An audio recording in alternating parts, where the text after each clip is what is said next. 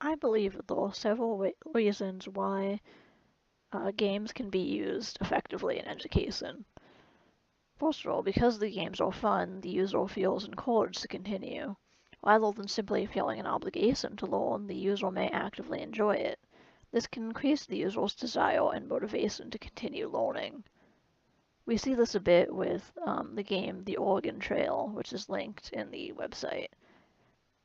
Many people found that game to be very amusing and entertaining, so it's been played very often, and I believe that many people who play it do get to learn about the Oregon Trail, which is what the game is about. So it accomplishes its purpose, and the student still has fun while doing it. Games may alleviate certain anxieties that many people have about learning, especially when it comes to self-directed learning. In Taiwan, there are many mobile games being developed for people who are trying to learn English. In a study done by C. Chen, they explored the different ways that these apps can be successful, and it was found that making the lesson into a game can really help people to feel less nervous about learning a language and about using technology to do so.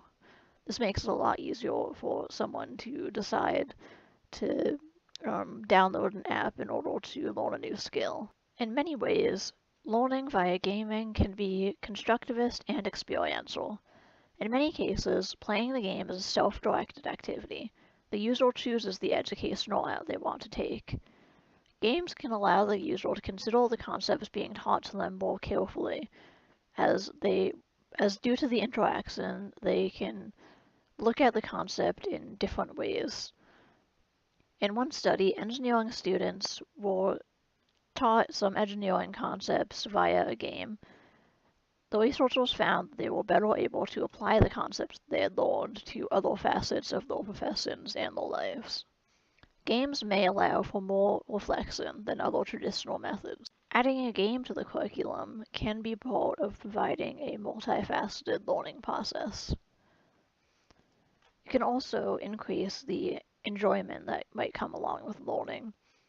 In one study, students were given a game in order to learn about a concept in manufacturing. Those who played the game did perform fairly well in terms of understanding the subject matter. They also reported higher levels of enjoyment when it came to learning and were more likely to use the educational tool.